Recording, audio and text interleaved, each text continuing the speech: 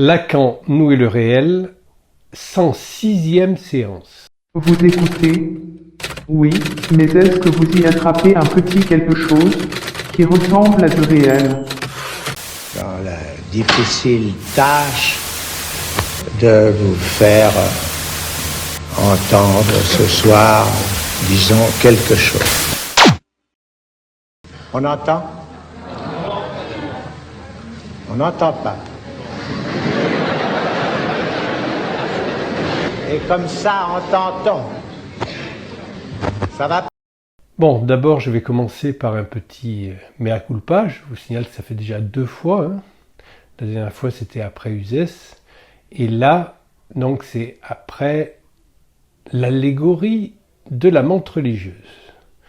Parce que je ne sais pas si c'est un problème de mémoire, peut-être une confusion mémorielle, peut-être aussi une espèce de, comment dire, d'enthousiasme méridional pour les images qui viennent et ce goût des récits qu'il y a dans le Sud. Mais j'ai fait une petite erreur dans la description dans quoi consiste cette allégorie, puisque je vous ai dit que, au début je vous ai dit, il ne se voit pas dans l'œil et il est déguisé en menthe religieuse mâle, le protagoniste, le sujet en l'occurrence.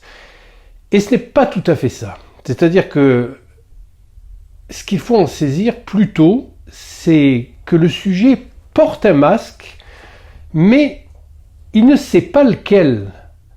Et surtout, il ne se voit pas, comme j'en ai déjà parlé la dernière fois, comme dans un œil de mouche où il peut y avoir plusieurs images, un peu sur un mode de kaléidoscope où le sujet se voit de multiples fois. Vous savez, dans ces films aussi où il y a des miroirs sans fin, où on ne sait plus où est le sujet parce qu'il est multiplié à l'infini. Et d'ailleurs, ce n'est pas le sujet, c'est juste I de A. Donc, en l'occurrence, là, il ne se voit pas du tout dans l'œil de la menthe religieuse.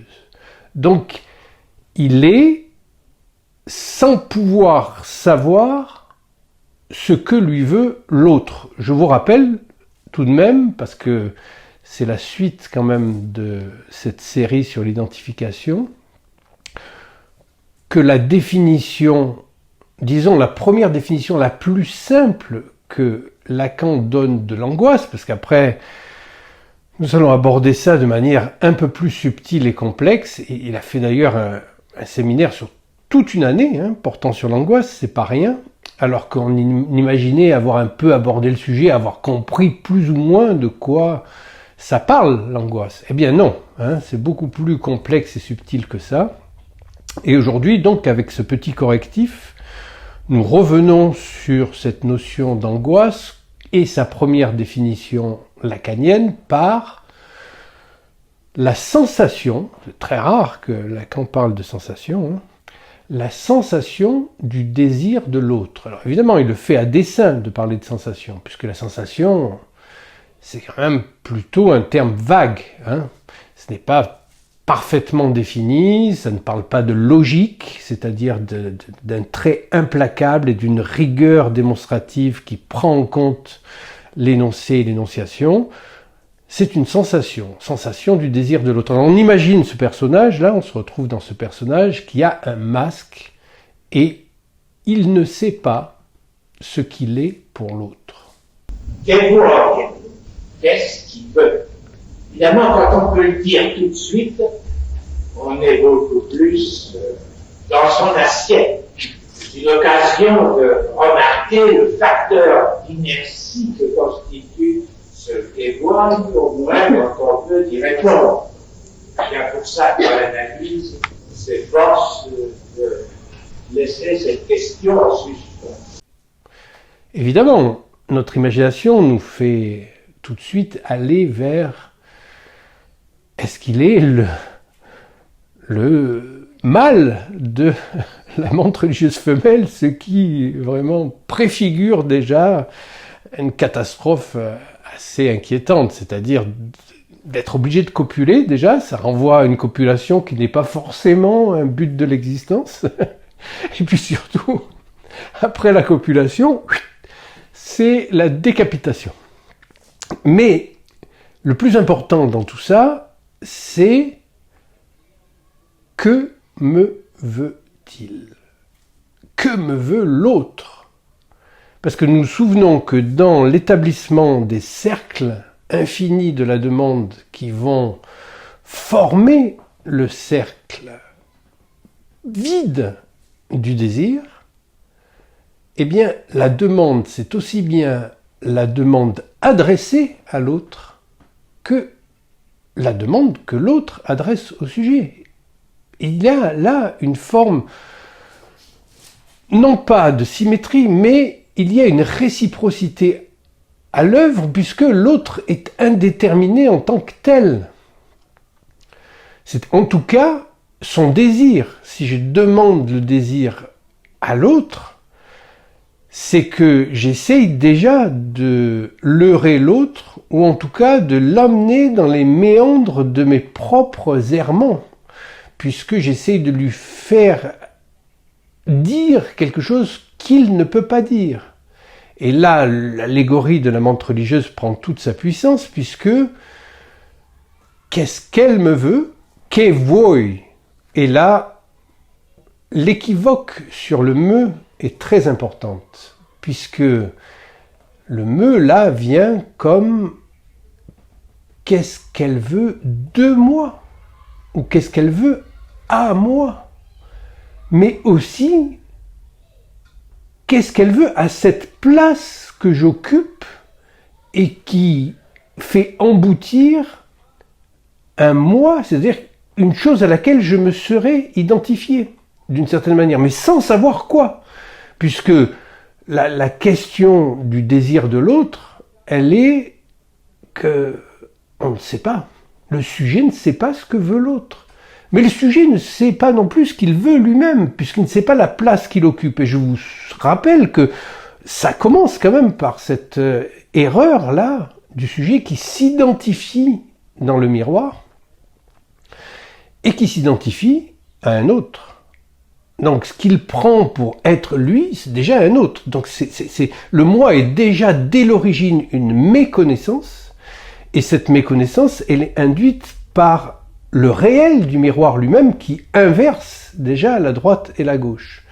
Et là, nous avons, sur le graphe, d'un côté le I de A et de l'autre le moi, de la même manière que nous avons d'un côté la formule du fantasme, c'est-à-dire S barré, coupure de petit a, à entendre vraiment comme cette notion de coupure, même au premier sens du terme, comme dans la menthe religieuse qui risque de couper la tête du sujet, et de l'autre côté, le désir. Ce sont ce qu'on appelle des raccourcis, c'est-à-dire que ce sont deux étages du graphe qui apparaissent comme, vous vous souvenez bien sûr, la logique du graphe. La logique du graphe, c'est tout de même que le sens venant après coup, il y a une inversion, donc la courbe première du graphe, elle fonctionne dans ce sens-là, c'est-à-dire que c'est un sens rétroactif. Par contre, la chaîne des signifiants fonctionne de manière diachronique, comme ça. Et en bas du graphe, vous avez l'énoncé, et en haut du graphe, donc, l'énonciation. Et c'est ce qui caractérise, bien sûr, cet écart entre énoncé et énonciation, ce qui caractérise en propre la psychanalyse, puisque le sujet ne peut pas s'absenter lui-même de ses propres énoncés, comme le fait la logique formelle. Une logique formelle, c'est l'application de l'organon d'Aristote, c'est-à-dire que nous avons un certain nombre de textes qui fonctionnent sur le mode d'une non-contradiction et qui partent d'une hypothèse. Et à partir de cette hypothèse, si la logique est respectée, c'est-à-dire que nous ne trouvons aucune contradiction interne à la démonstration, la conclusion est le répondant de l'hypothèse de base, et donc nous avons une logique qui fonctionne comme ça. Celle de l'inconscient ne fonctionne pas de cette manière. Ça ne veut pas dire qu'elle est différente de celle-là. Ça veut dire que cette manière-là de penser, qui s'appelle hypothético-déductive, qui concerne aussi bien la mathématique, la physique, toutes les sciences, et les sciences aussi bien dites, peut-être à tort, humaines, puisque Lacan réfute ce terme de science humaine, comme si il y avait quelque chose de l'ordre de l'humain là-dedans, alors que le langage y est déjà intégré, et la parole est vraiment peut-être ce qui nous caractérise, nous, en tant qu'humains, mais la parole elle-même, on ne peut pas considérer que ce soit foncièrement humain. C'est-à-dire que nous sommes marqués par la parole, mais en tant qu'elle est un parasite. C'est pour ça que l'inconscient nous apparaît lui-même comme un parasite avec lequel nous devons vivre. Et donc, cette logique de l'inconscient, elle, fonctionne sur un mode qui est un mode de présupposition. C'est-à-dire que quelqu'un arrive, par exemple, avec un symptôme, bien, on va pas dire comment on va éliminer ce symptôme-là, puisque on considère que le symptôme est déjà un événement du réel qui détermine pour le sujet sa possibilité de résolution mise en place de quelque chose d'antérieur. Donc il s'agit de remonter d'un point à un point antérieur, et c'est une logique beaucoup plus sûre, puisque pour en être là, il aura fallu au futur antérieur qu'il y ait au préalable ça et ça, sinon ce n'est pas possible. Donc on voit que c'est une logique beaucoup plus rigoureuse, cette logique de présupposition qu'on trouve donc dans l'inconscient, et ce qui fait que effectivement la psychologie et même la philosophie la plus élaborée ne peuvent rien saisir de l'essence même de la psychanalyse, où le sujet ne peut pas s'absenter en tant que sujet de l'énonciation de ses propres énoncés. Il est lui-même partie prenante de ces énoncés, et donc on ne regarde pas le monde depuis son balcon en disant il se passe ça et ça en ce moment en Iran, on n'en sait rien. Hein, si on est en toute rigueur, vous n'en savez rien. Voilà, comme les crétins de médecins de plateau, là, ce vaccin est sûr et efficace, qu'est-ce qu'ils peuvent en savoir? Ils n'en savent rien, puisque la logique, ce n'est pas ça. La logique de l'inconscient, c'est à partir d'une position qui est prise dans le sujet, dans la structure, il y a, à partir de là, une déduction qui ne va pas du passé vers le futur, mais du présent vers le passé. Pour en être là, il aura fallu que telle et telle condition soit requise, et donc on en est là à un point logique de son problème, qui est un problème qui est lié à la difficulté de vivre, tout simplement. Donc là, la psychanalyse, là, elle commence, disons, à manifester la difficulté de vivre par cette question qu'est voi, mais qu'est-ce qu'on me veut? Que veut l'autre de moi? Et cet autre-là, bien sûr, qu'on écrit avec un grand A, est indissociable du petit autre, notre semblable. Hein. On a déjà assez parlé, mais disons, ça fait du bien de revisiter de temps en temps un peu les bases de la psychanalyse, surtout dans la déchéance et dans la décadence dans laquelle les institutions l'ont mise aujourd'hui, d'en faire une espèce de science positive à la manière dont l'Église elle-même est devenue, après Vatican II, une espèce de fourre-tout merdique d'idéologies diverses qui sont absolument antichrétiennes. Et donc, Vatican II, hein, pour le dire très simplement, qui demande un peu à tout le monde comment doit être l'Église pour être œcuménique. Bon, je vous en parlerai peut-être tout à l'heure un peu plus tard, puisque ma fille qui s'intéresse à ces choses-là maintenant m'a demandé de l'accompagner à quelques offices religieux, et en me demandant qu'en penserait le psychanalyste là de ce qui se dit, de ce qui se lit, etc. Et donc c'était très intéressant, comme nous sommes en période pascale, de voir ça. Et effectivement, le que voi, là, je lui ai dit, c'est très simple, dans la première messe à laquelle elle m'a amené, donc on entend un sermon, et puis on entend, les sermons sont toujours, malheureusement, avec Vatican II, c'est consternant, le curé s'est cru obligé de parler pendant la messe de Netflix, d'Instagram et d'Internet, tout ça au prétexte que maintenant il faut attirer les jeunes. Mais on n'est pas dans le marketing de Pfizer là, on va pas vacciner tout le monde, c'est-à-dire surtout c'est même pas des vaccins, c'est des poisons. Donc et c'est le contraire de ça l'Église. Ça doit être le contraire, c'est-à-dire c'est avec seulement un langage soutenu, hors de toute concession au discours dominant et à ses signifiants corrompus jusqu'à la moelle, qu'il s'agit de parler. Alors, où est-ce qu'on retrouve là? C'est seulement dans les textes eux-mêmes, dans la lecture. Et la lecture, donc, c'était, comme c'était Vendredi Saint, c'est la Passion du Christ, donc, il y avait une lecture où le Christ lui-même, si on l'écoute correctement, il ne fait pas plus que répondre à la manière d'un psychanalyste. Quand Pilate lui pose la question « Es-tu le roi des Juifs ?» il dit « C'est toi qui le dis ».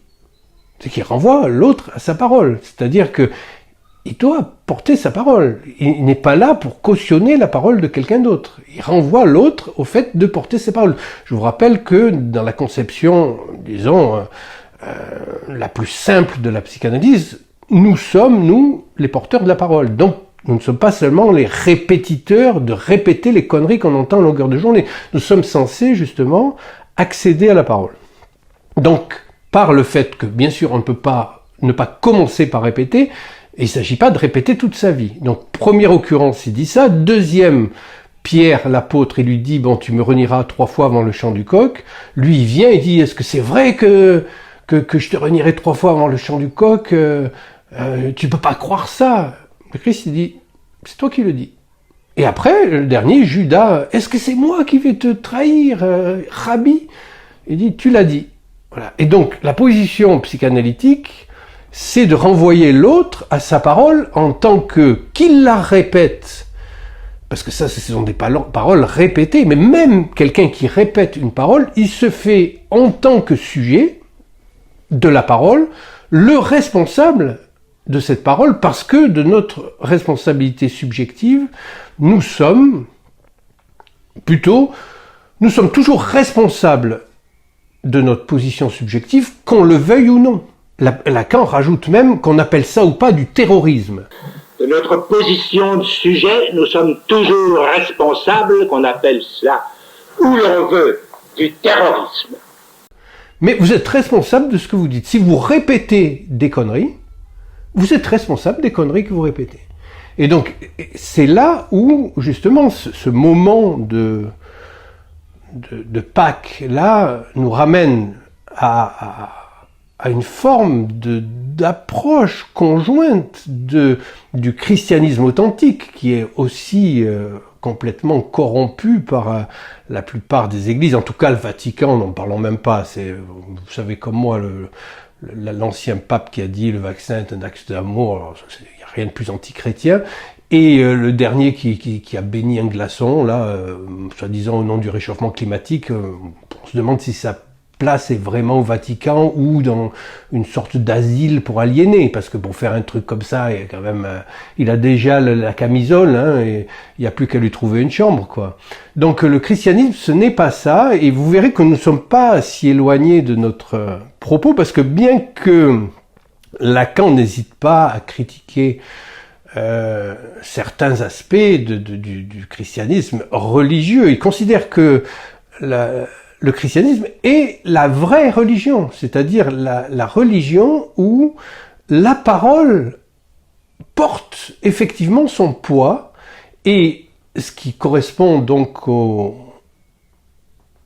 à Pâques, puisque ma fille me demande ça, j'ai dit c'est pareil, bon, c'est pas tellement le sermon qu'il faut écouter, parce que les sermons sont plutôt faibles. Bien sûr qu'il y a de temps en temps un prêtre ou un curé inspiré qui dit quelque chose d'intelligent et de pertinent, mais la plupart du temps, c'est tout de même de la grosse cavalerie, et puis on n'oublie pas que la religion, d'une manière ou d'une autre, de toute façon, reste tout le temps une manière efficace de traiter la névrose de manière collective.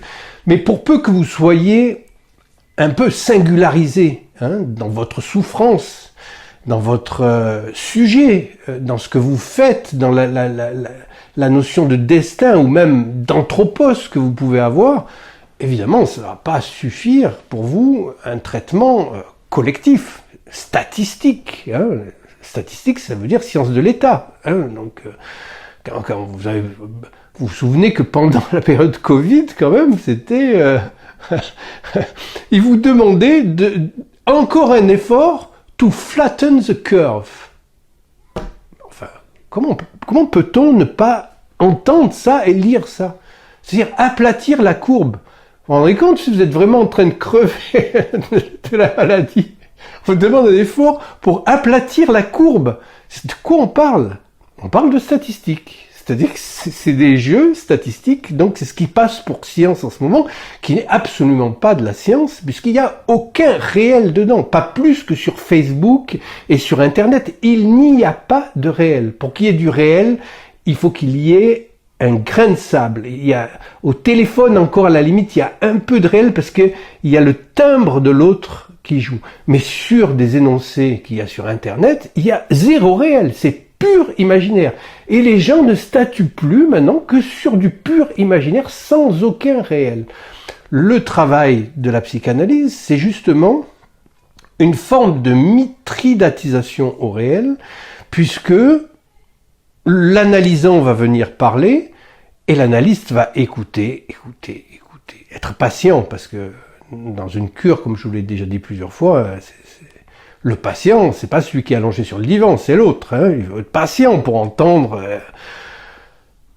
le blabla, c'est-à-dire cet aspect de la courbe là, et celui qui ne veut rien entendre de ça, d'en haut de la chaîne, parce qu'on va revenir à notre menthe religieuse, vous allez voir, avec cette chaîne-là, cette chaîne signifiante qui détermine l'inconscient, et qui fait que le sujet, lui, il n'est pas dans le corps. Il est noué au corps par la chaîne signifiante. Et donc, pour retrouver cette dimension-là, c'est intéressant qu'on se trouve à cette période-là de l'année, à Pâques, puisque c'est bien tombé que ma fille me pose des questions. Elle me dit, mais alors, c'est quoi la résurrection? J'ai dit, parce que ce qui caractérise le christianisme, par rapport à toutes les autres religions, c'est que le Dieu s'est fait homme. C'est-à-dire, on part du principe, disons, dans les trois grandes religions monothéistes qui constituent notre imaginaire maintenant occidental. On n'oublie pas que l'Occident, ce qu'on appelle l'Occident, hein, qu'il vaudrait mieux appeler l'accident là en ce moment, puisqu'on assiste à un accident de civilisation. C'est une civilisation qui a perdu son esprit, puisqu'elle a perdu sa lettre, tout simplement. Hein. L'esprit et la lettre, ça va ensemble. Du moment qu'il n'y a plus de lettre, il n'y a plus d'esprit non plus. Mais cette civilisation, elle est née d'une conjonction entre une considération de la nature au préalable. Hein. C'est ce qui a hanté notamment Heidegger jusqu'à la fin de ses jours, hein, la physis grecque, et la question que les Grecs se posent sur la physis. Mais en observant, comme l'ont fait les Grecs anciens, la physis, ils découvrent que il y a quelque chose dans la nature elle-même qui la dépasse elle-même. Donc ce qu'on appelle la surnature, le surnaturel. Donc il y a des dieux qui vont naître de telles sources, de tels éléments naturels. Vous avez Poséidon, le dieu des océans. Des dieux vont naître de là et qui sont des considérations qui permettent de trouver une cohérence logique là où il ne semble pas y en avoir. Ça, c'est le courant, disons, grec qui donne donc la métaphysique aristotélicienne et notamment la logique. Mais d'un autre côté, vous avez le monde judaïque. Plutôt que de dire judaïque, d'ailleurs, je vais dire sémitique, parce que là aussi, il y en a marre de ces trucs antisémites. Ça vraiment, c'est du blabla de journalistes. Donc, les sémites, le peuple des sémites, c'est le peuple de ceux qui parlent des langues sémitiques. Donc, les juifs et les arabes, sont des peuples qui sont sémites parce que tout simplement ils parlent des langues sémitiques. Et ces langues sémitiques, donc bien sûr ça commence avec les Juifs, mais il ne faut pas exclure les Arabes puisqu'ils en font partie aussi. Ils ont le même ancêtre qui est Abraham. Et cette fois la divinité ne naît pas d'une surnature, c'est-à-dire une dimension symbolique qui va tout en parlant d'une représentation de la nature, va en extraire une essence qui serait supérieure à cette nature, tout simplement parce qu'elle appartient au langage. Et donc, la grande tradition grecque, qui commence avec l'Iliade et l'Odyssée, c'est vraiment cette approche-là de la divinité à travers les éléments de la vie quotidienne et naturelle. Et c'est aussi bien au début de l'Iliade qu'à la fin de l'Odyssée, c'est petit autre et grand autre. Vous verrez que je ne suis pas si éloigné de mon premier rapport là de Kevoy, parce que le petit autre et le grand autre, là, dans leur indissociabilité, sont manifestés dès le début par Homère dans l'Iliade avec Achille, qui est dans une espèce de rivalité amoureuse avec Agamemnon par rapport à Briséis. Et il y a à travers Briséis peut-être Aphrodite. C'est-à-dire que les Grecs n'avaient pas besoin de croire en leur Dieu parce qu'ils savaient s'en servir. Donc, il n'y a pas besoin de croire quand on sait s'en servir. C'est pour ça que ma fille me dit « Mais est-ce que tu es croyant ?» J'ai dit « Je suis pratiquant et non croyant. » C'est-à-dire je ne suis pas crédule. Je ne veux pas croire toutes les conneries qu'on me raconte à la télé et sur Internet. Par contre, je suis pratiquant. C'est-à-dire que la psychanalyse, c'est un acte d'amour, mais c'est pas érotique. C'est l'acte de l'amour qui passe par la parole, parce que la parole et l'amour, c'est la même chose. C'est la fonction du psychanalyste de faire entendre à quelqu'un ce qu'il a dit. Et ce que fait le Christ, c'est toi qui le dis, c'est toi qui le dis. Et donc, nous sommes des porteurs de parole, et ces porteurs de parole sont parasités par quelque chose qui est la parole elle-même et qui n'est pas de ce monde. Hein. Tout là, tout moi, tout ce que je suis, mes bras, mes cheveux, tout ça, toutes ces molécules qui me constituent vont un jour être fondues dans le grand tout, c'est-à-dire que c'est les mêmes qui constituent cette table, tout ce qu'il y a là, ce matériel, etc. La seule chose qui n'appartient pas à ce monde-là, et qui est pourtant le cœur du cœur de ce monde, c'est la parole. Il n'y a pas de lieu où on peut trouver la parole en elle-même. Et pourtant, la parole a des effets partout, puisque, d'ailleurs on m'a lu dernièrement, et j'en ferai une petite illustration dans ce séminaire par une lecture, un petit texte de Freud qui rapporte à Heinrich Heine, justement, ce qu'il en est de cette résurrection du Christ, qui n'est rien d'autre que la parole vivante. C'est-à-dire, le Christ est vivant, ça veut dire que la parole est vivante, tout simplement. Un solide égoïsme préserve de la maladie. Mais à la fin, l'on doit se mettre à aimer pour ne pas tomber malade. Et l'on doit tomber malade lorsqu'on ne peut aimer par suite de frustration. C'est un peu sur ce modèle que Heinrich Heine se représente la psychogénèse de la création du monde. C'est bien la maladie qui fut l'ultime fond de toute la poussée créatrice. En créant, je pouvais guérir, en créant, je trouvais la santé. Ça veut dire que la lettre morte de la loi juive, c'est-à-dire les commandements, tu dois faire ci, tu dois pas faire ça, tu dois pas tuer, tu dois pas convoquer. Bon, c'est la lettre morte, mais il n'y a plus d'énonciation, puisqu'il n'y a plus d'énonciateurs, il n'y a que des énonciataires, c'est-à-dire des destinateurs de ça qui doivent obéir aux lois. Donc, dans la foi juive, pour être considéré comme un bon croyant, vous devez obéir à tous les injonctions. Alors, les rabbins, ils s'en privent pas, hein.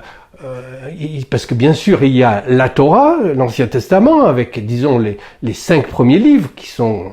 Mais ensuite c'est quand même des délires qu'on retrouve dans le Talmud, etc. Quand vous pensez que Van der Leyen dit les valeurs de l'Europe sont les valeurs du Talmud, c'est aberrant. Ce sont des délires rabbiniques, ça n'a rien à voir avec la parole telle que Freud l'apprend. Le vrai représentant de la grande tradition hébraïque, celui qui porte la lettre juive à son acmé, c'est-à-dire l'émancipation possible du sujet humain, c'est Sigmund Freud. Et effectivement, la tradition prend son origine là, dans ce rêve d'Abraham à qui le Dieu n'apparaît pas comme ça, comme une espèce d'extension de la nature en surnature, mais apparaît comme un commandement traumatique, une loi, quelque chose qui est plus fort que soi, et qui n'est pas concret, qui n'est pas quelqu'un, qui est quelque chose. C'est comme cette menthe religieuse là dans le Kevoi.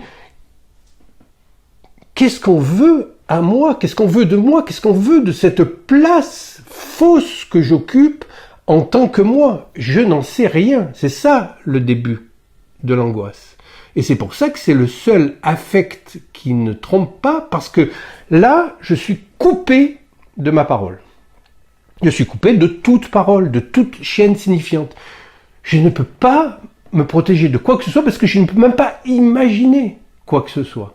Donc l'entrée, ça rejoint le séminaire précédent, l'entrée dans le réel du sujet, ça se fait par le fantasme. Il faut qu'il puisse s'imaginer lui-même quelque chose qui mette un matelas, un écran entre lui et le pur réel, qui est létal, qui est insupportable. Imaginez-vous, vous avez un masque, vous savez pas de quoi, vous faites 1m70 et vous avez une montre religieuse de 3m40 devant. Même si vous n'êtes pas le mal de la montre religieuse, il y a de quoi quand même avoir un peu les miquettes. Donc, le réel, c'est très inquiétant. Et en même temps, il y a quelque chose qui nous pousse vers ce réel, puisque l'ambivalence de la chose, et c'est lié à notre sexualité, à l'appel sexuel, à la dimension, disons, de la pulsion, à son état premier, cette puissance-là, cette puissance originelle. Mais cette puissance originelle, on n'oublie pas que ni Freud ni Lacan ne s'y sont trompés. C'est pour Freud être grandiose dans son indétermination, un mythe, c'est un mythe, la pulsion. C'est un mythos, c'est une parole, et c'est une parole qui fait être. Exactement comme le Dieu de la tradition dit que l'arbre soit et l'arbre fut. C'est-à-dire que c'est par la parole qu'il crée. Donc c'est une parole qui fait être la chose. Donc voilà l'origine de la puissance phallique de la parole. C'est ça.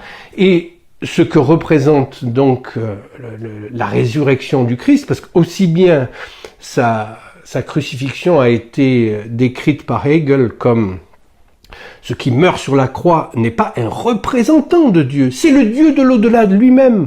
Le Dieu de l'au-delà lui-même n'est plus appelable. Eli, Eli, lama sabachthani. Ben oui, mon Dieu, pourquoi m'as-tu abandonné? Ben parce que je ne suis pas là où tu crois. Je suis déjà à l'intérieur. Et c'est là où nous arrivons à cette dimension qui nous caractérise d'être des porteurs de parole, parce que nous sommes déjà colonisés par l'autre.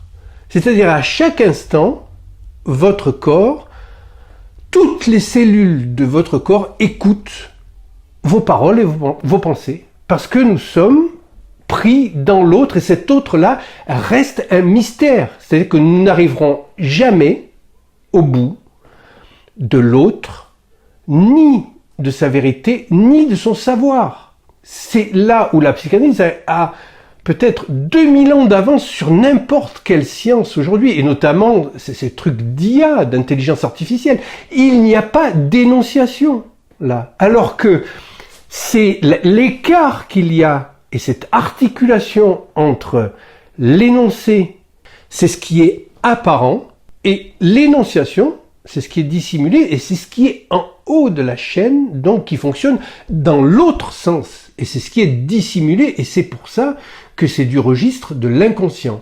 Aussi, Lacan parle-t-il de miroir obscur, parce que bien sûr, le miroir dans lequel se forme le moi, il est trompeur, donc il est obscur. Et nous avons une tendance à l'obscurantisme, comme là la pseudo-science actuelle est absolument obscurantiste, puisqu'elle élimine les possibilités de l'esprit et les possibilités de la parole vivante, justement. De la parole qui, au-delà de la lettre morte de la loi, va la revivifier. C'est-à-dire va reprendre, en laissant parler la parole en soi, en laissant le flux de la parole faire entendre au sujet ce qu'il dit, la parole revivifie le corps et le guérit. Donc, mais évidemment, on va pas sérier ça par symptômes, j'ai tel symptôme ou je sais pas quoi, etc. On peut dire que quand nous sommes malades, en quelque sorte, alors là, je vous renvoie à la citation de Freud qui lui-même tire le plus grand avantage et bénéfice de Heinrich Heine, qui a compris ça. Et les protocoles de guérison dans le christianisme sont de cet ordre-là, dans le christianisme authentique, je parle, c'est-à-dire dans les textes, les 4 évangiles. Et le miroir obscur, c'est vouloir se rassurer soi-même en plongeant dans une identité en tant que je serais un moi. Mais non, je suis moi est une contradiction, il faut le savoir. Il faut comprendre que le je n'est pas le moi, déjà.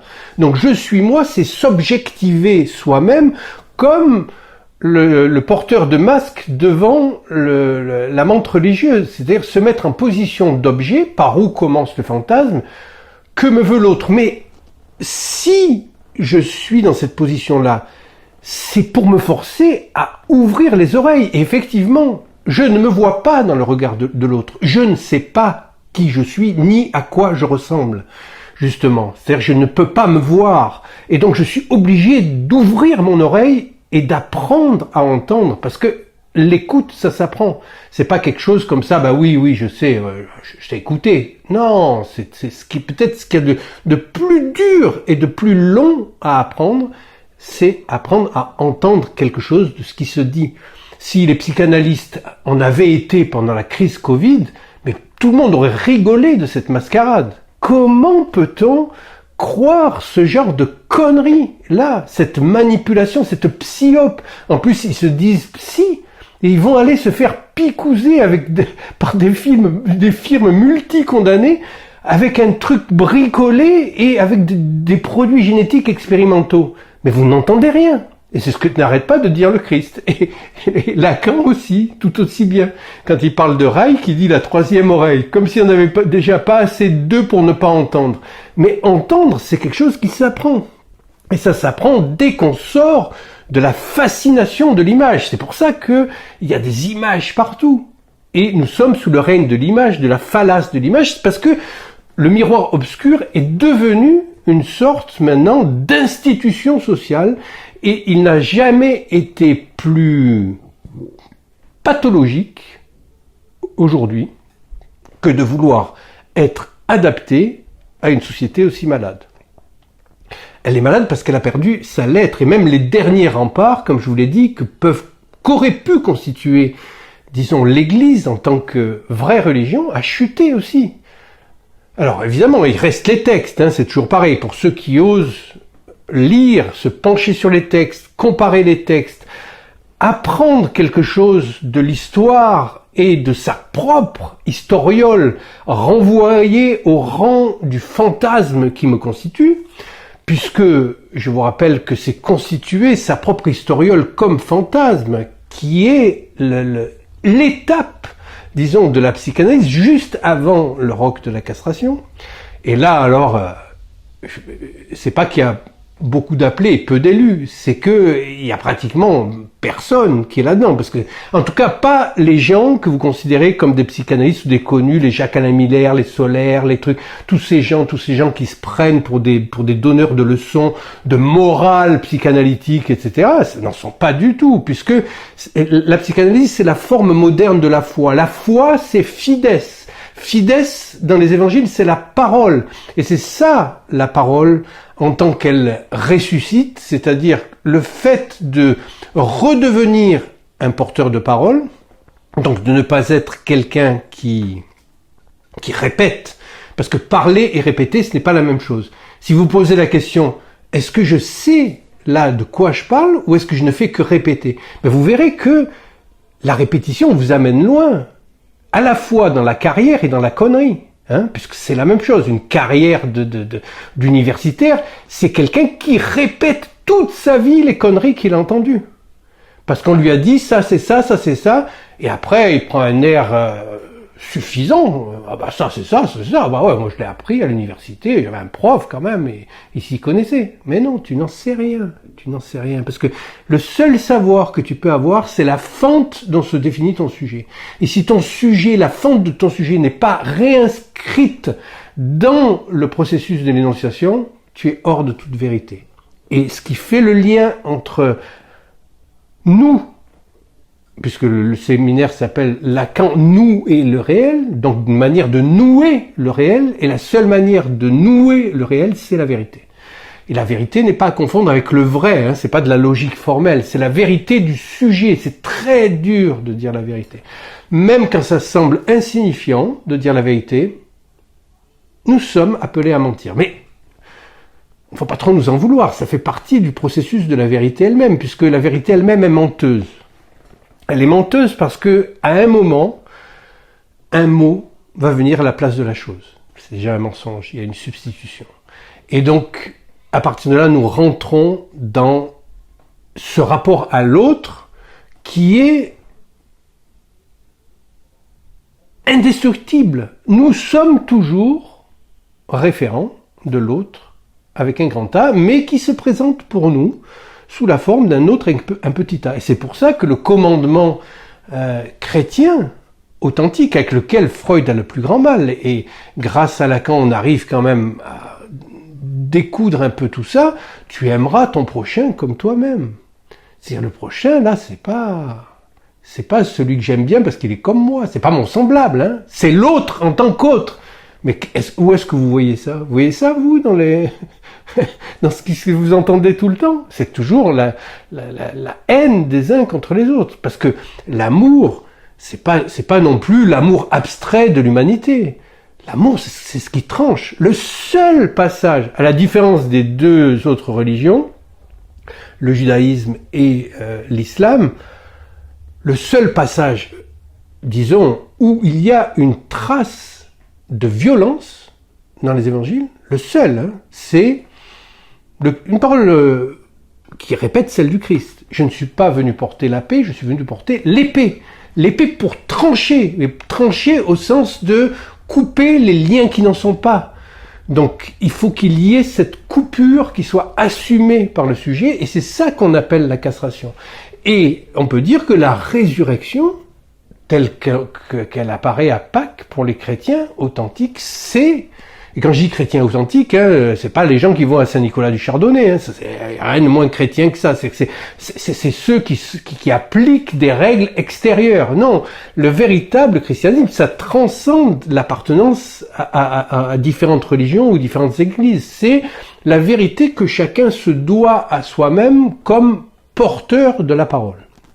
Donc, là, nous sommes dans, disons, une marginalité absolue par rapport au corps, ce qu'on appelle les corps institués, les institutions, etc. Mais c'est ça la vraie psychanalyse, celle qu'amène Freud, c'est ça. Il ne faut pas oublier que Freud a été honni avant d'être encensé pour de mauvaises raisons par les mauvais lecteurs. Ça, alors la célébrité, aujourd'hui les gens veulent tous être célèbres, ils ne savent pas que non seulement ça résout rien, mais c'est vraiment le pire des malentendus. Vous allez être adulé, apprécié par des gens qui ne comprennent rien à qui vous êtes et ce que vous dites, et qui vont vous mépriser la première occasion.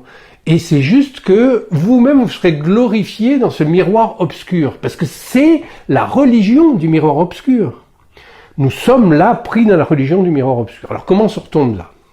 Il n'y a pas d'autre sortie que par la parole. Ça, c'est clair. Et la parole, donc, ça sort de la bouche. Là, il y a un autre élément articulatoire donc, qui vient se nouer à ça, bien sûr, c'est que de quoi a-t-on peur quand on se retrouve en tant que sujet qui ne peut pas se voir dans le miroir de l'autre, les yeux de la menthe sont opaques, et elle peut nous manger. On a peur d'être dévoré. Et la dévoration, c'est la bouche aussi. Donc la bouche, comme je l'ai déjà énoncé dans un des séminaires précédents, il y a des aspects où Lacan réfute certaines choses de Freud, pas du tout le fond de la psychanalyse, le fond de sa pensée, puisque c'est justement parce que il va essayer d'explorer, d'amener la chose un pas plus loin. Mais lui, il connaît l'alpha et l'oméga de la psychanalyse. Il sait ce qu'amène Freud comme possibilité libératoire pour le sujet humain. Donc, quand il critique, par exemple, les stades, il critique la mauvaise lecture que nous faisons du stade en tant que 1, 2, 3. D'abord on est au stade oral, après on est au stade anal, après au stade génital. Etc. Non, c'est toujours présent et le premier devient le dernier parce que ce sont des cercles comme dans le Thor qui va donner après le cross-cap, etc. C'est-à-dire ce sont des logiques qui sont topologiques, c'est des logiques de lieu. C'est que l'autre avec un grand A est un lieu, donc il réclame un topos que nous devons inventer. Et ce topos-là, il possède lui-même sa propre logique. Et donc, la parole, elle sort, elle émane de la bouche, qui est le premier lieu de la pulsion, le premier lieu de la négation de l'autre. Hein. Autant j'ai peur de me faire dévorer par la menthe religieuse, mais le premier geste que je vais faire quand je vais naître, c'est je vais dévorer ma mère. Par le petit bout, par le petit téton. Mais en tout cas, puisque je ne peux pas revenir en elle, ça je vous l'avais fait la démonstration il y a plusieurs séminaires, la pulsion, là, d'entrer et de sortir, je peux plus revenir, c'est fini, comme dit Beckett, vous êtes sur Terre, c'est sans remède. À un moment, on est né, bon, il faut faire avec, quoi. Et avec ce réel-là, dans lequel on ne comprend rien. Donc on va tout de suite se réfugier dans le fantasme, parce que ce réel est insupportable. La bouche, là, qui est la première chose que je vais activer pour nier l'autre, c'est-à-dire que ça m'angoisse tellement que d'une certaine manière, je vais le mettre à l'intérieur de moi, puisque je peux pas rentrer à l'intérieur. Donc, ce mouvement, qui est le premier de la pulsion orale, qu'on appelle, va devenir la pulsion invocatoire. Et si je vous dis ça, c'est pas bien sûr sans dessein. C'est parce que il y a, dans l'approche de Lacan, une tellement grande honnêteté intellectuelle quant au respect des sources freudiennes que, pour revenir aux sources sémitiques dont je vous parlais, la tradition de l'incorporation, puisqu'on parle d'incarnation, on parle de résurrection, mais j'ai dit à ma fille, la résurrection, ce n'est pas la réincarnation. C'est-à-dire que le Christ ne va pas aller dans un autre corps parce que son corps est mort. C'est pas ça que ça veut dire. Ça veut dire que il fait de son corps lui-même l'objet petit a en tant qu'il est une parole. Et c'est pour ça que la communion, c'est prenez et mangez mon corps, buvez ce vin, c'est le sang, prenez l'hostie, c'est mon corps, etc. C'est le repli, le fameux 8 intérieur que nous avons vu la dernière fois, c'est-à-dire que lui-même se considère comme une parole, c'est-à-dire son corps, c'est une parole. Et ça remonte à une tradition où il faut revenir à la mystique juive originelle pour comprendre Freud. Parce que dans la mystique juive originelle, effectivement, le Dieu, il est du côté masculin. Et la forme du corps se prend chez le père, pas chez la mère. C'est là où on rejoint donc cette notion de Geschlechtstrieb que j'avais développée quand j'ai voulu montrer que toutes ces conneries de gender studies et toute cette pseudo-éducation sexuelle, c'était juste qu'une perversion organisée. C'est que Geschlechtstrieb, ça veut pas dire pulsion sexuelle, donc la première pulsion dont parle Freud, c'est la pulsion d'espèce, et cette pulsion d'espèce rejoint donc le corps en tant qu'il est incorporation de la forme du corps du père. Et c'est la tradition juive qui veut ça, ancienne, la tradition mystique, qui fait que on rejoint, paradoxalement, dans cette tradition-là, l'autre tradition dont je vous ai parlé, d'où de la conjonction de ces deux traditions naît notre civilisation, c'est-à-dire la tradition hellénique, ou dans l'Orestie d'Échille, c'est la même chose, c'est-à-dire que c'est le père qui est considéré comme le concepteur de l'enfant, parce que le Dieu parle, et c'est par la parole qu'il crée le monde. Lacan demande, mais quelle peut être la consistance d'un Dieu qui crée le monde par la parole? Donc, l'incorporation de la loi doit se faire par la parole. C'est-à-dire par le fait que la parole doit devenir intérieure. Et c'est pour ça, bien sûr, que le mythe freudien, je vous ai déjà expliqué, le mythe du meurtre de la horde primitive consiste en son cannibalisme. C'est-à-dire les fils tuent le père et le mangent. Le plus important, c'est pas qu'ils le tuent, c'est qu'ils le mangent. Et ils le mangent. C'est là où il faut avoir un peu d'imagination. Et aussi avoir quelques connaissances anthropologiques.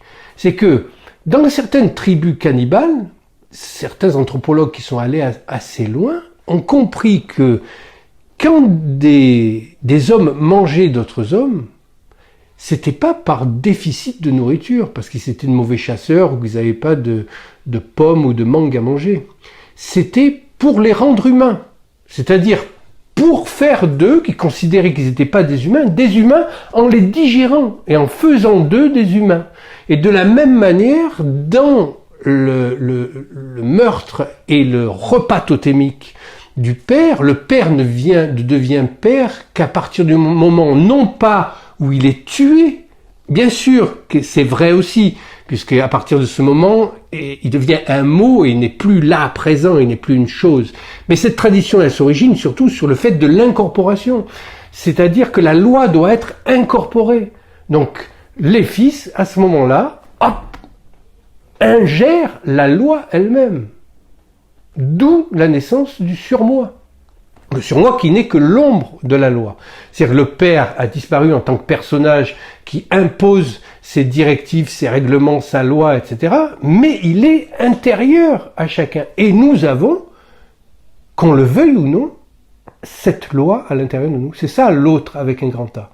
C'est-à-dire que nous sommes déjà habités par un étranger. C'est pas que je sois moi-même étranger à cette société. C'est que je suis déjà habité par un étranger. Et cet étranger-là, c'est la loi elle-même. La loi qui doit être incorporée, ingérée pour avoir la moindre efficience.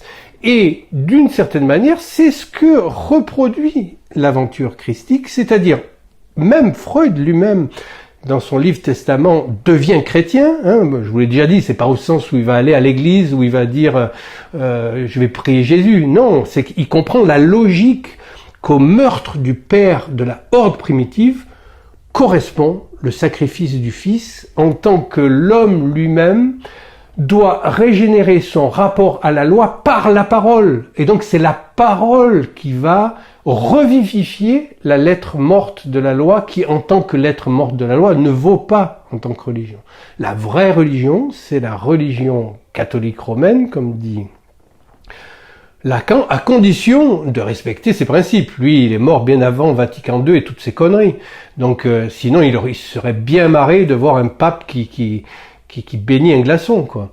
Donc, nous avons ce rapport-là à la parole en tant qu'incorporation de la loi en nous. Donc, ce qui donne le corps, cette fois, comme éthique. C'est-à-dire, si nous sommes malades, d'une certaine manière, c'est Dieu qui est malade en nous. C'est-à-dire la parole originelle du Père. On ne peut pas parler de Père s'il n'y a pas l'hypothèse Dieu. C'est tout simplement impossible. Donc Lacan le dit, parler du signifiant, parler du nom du Père. Et là, c'est là où Lacan est absolument formidable. Parce que normalement, le Père, il le situe toujours du point de vue du signifiant. C'est le signifiant en tant que tel, le nom du Père. Et bien là, il dit, mais pas seulement. C'est aussi l'incorporation originelle. C'est là qu'on place le Père. Mais je crois que c'est ici que nous touchons du doigt cette distincte forme d'identification que je n'ai pu aborder l'année dernière et qui fait que l'identification de la voix nous donne au moins le premier modèle qui fait que dans certains cas, Nous ne parlons pas de la même identification que dans les autres, que nous parlons d'Einverleibung, d'incorporation. Les psychanalystes de la bonne génération s'en étaient aperçus.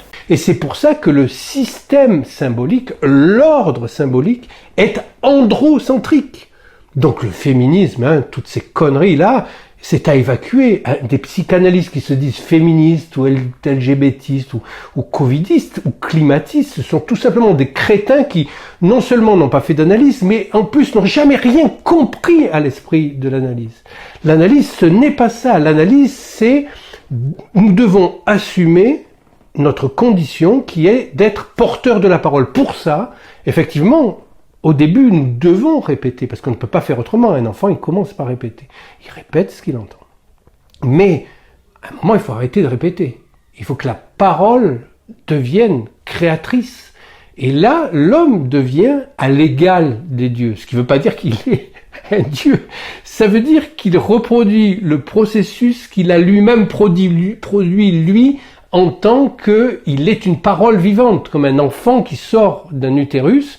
L'utérus étant la forme inversée des cordes vocales, est une parole vivante, qui va rapidement être mortifiée par le symbolique, parce que le symbolique lui-même, c'est la mortification de toute chose, mais il n'y a rien de plus mort qu'une lettre morte, et pourtant, la parole permet de redonner vie à cette lettre morte, et c'est ça l'aventure psychanalytique, et c'est ça aussi le rapport qu'il y a avec, disons, une étude précise du texte mystique, que ce soit la mystique juive ou la mystique chrétienne. Alors je n'exclus pas l'islam, qui est un retour, disons, de la charia, du judaïsme, etc., mais il y a des choses très correctes dans l'islam, bien sûr, mais c'est la religion en tant qu'elle est celle de la parole vivante et non pas des règlements extérieurs de l'être morte qui commande et qui domine. Et par exemple, normalement, chez les musulmans,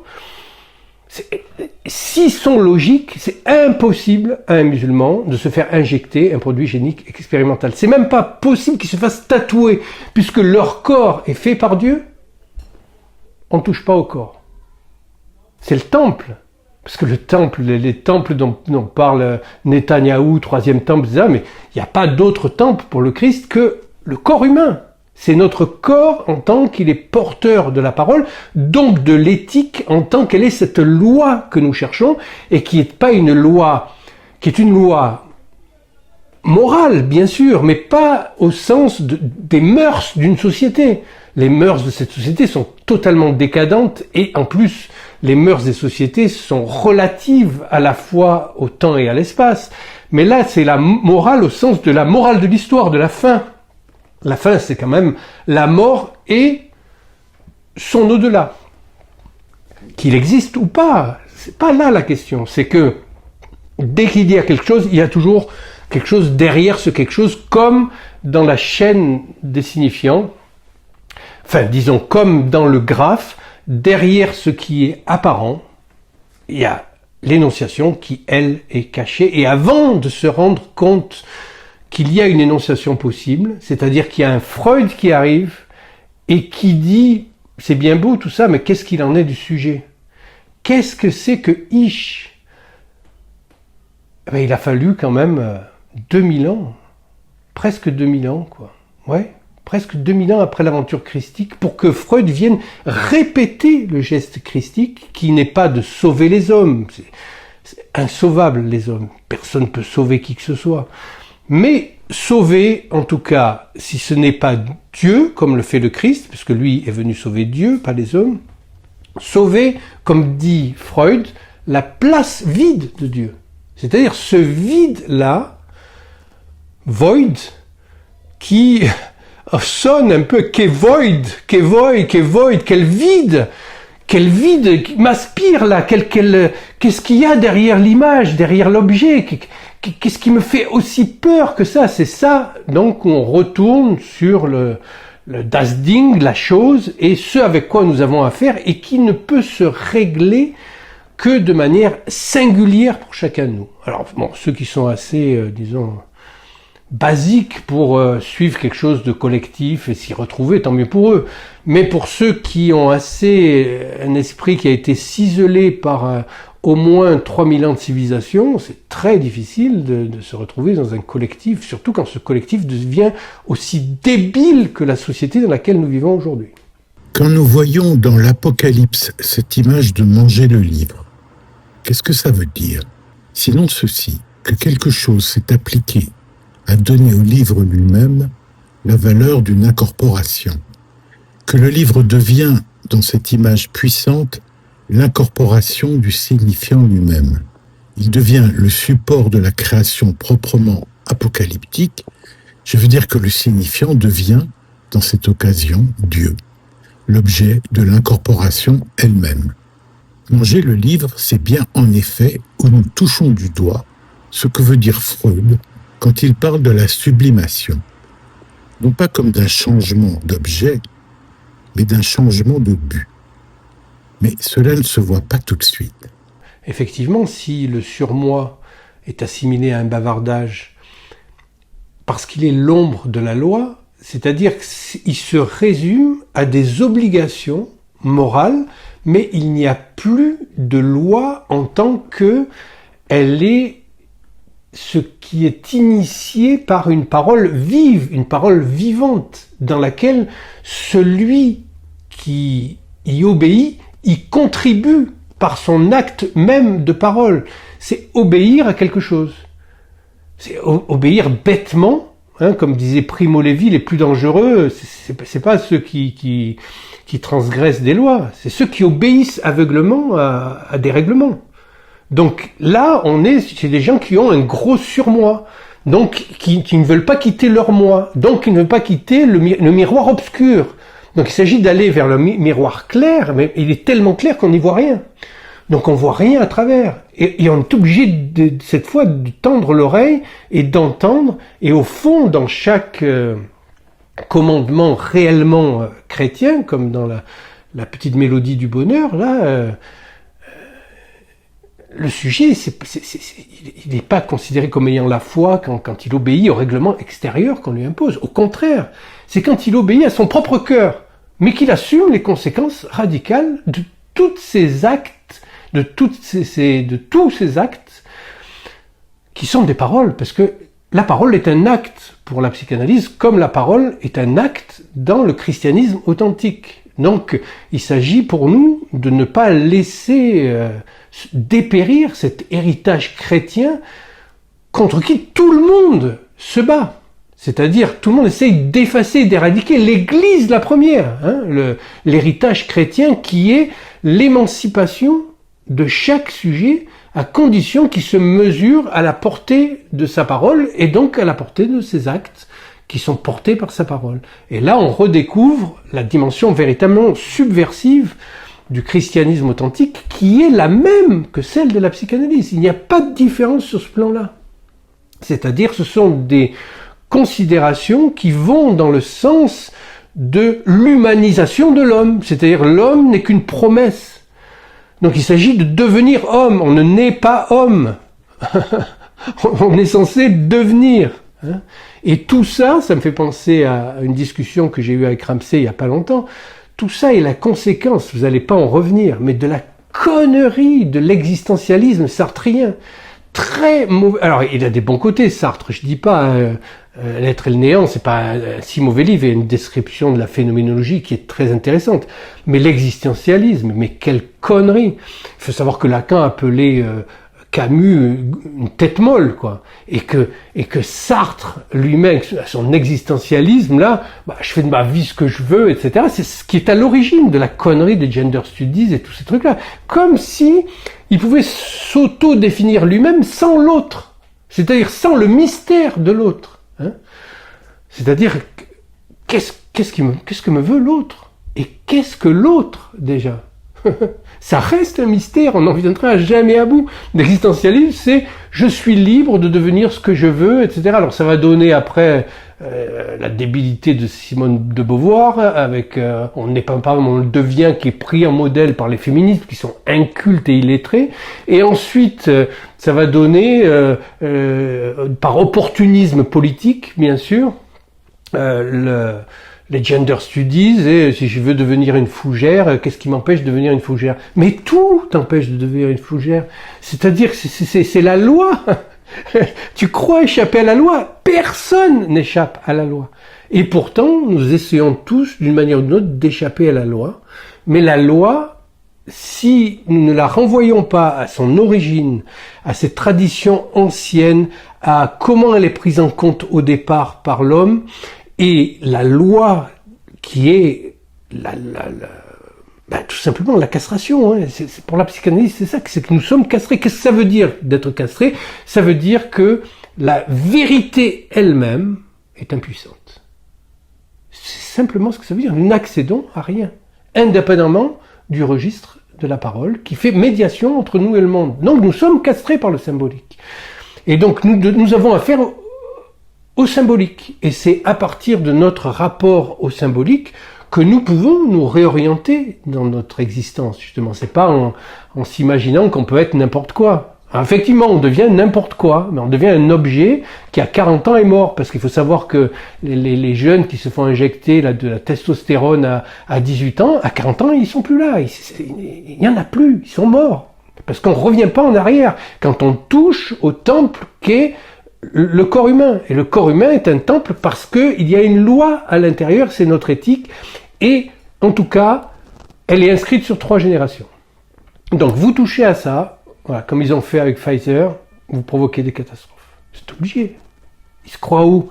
Il se croit plus fort que la loi, ce crétin de Bill Gates. C'est un demeuré, Bill Gates, c'est un financier. C'est un fils à maman et à papa riche qui a réussi par ses manigances à se faire payer des rentes.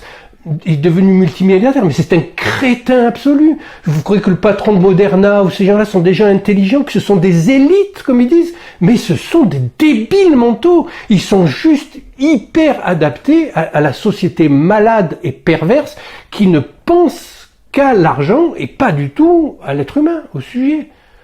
Bill Gates, dans n'importe quelle société un peu correcte, il serait dans une camisole, quoi. En tout cas, on le mettrait hors de capacité de nuire, alors que là, personne ne peut l'empêcher de nuire. Il invente toutes les conneries par sa richesse et sa bêtise. C'est un débile mental. Il s'appelle Bill, mais en vérité, il s'appelle Débile Gates.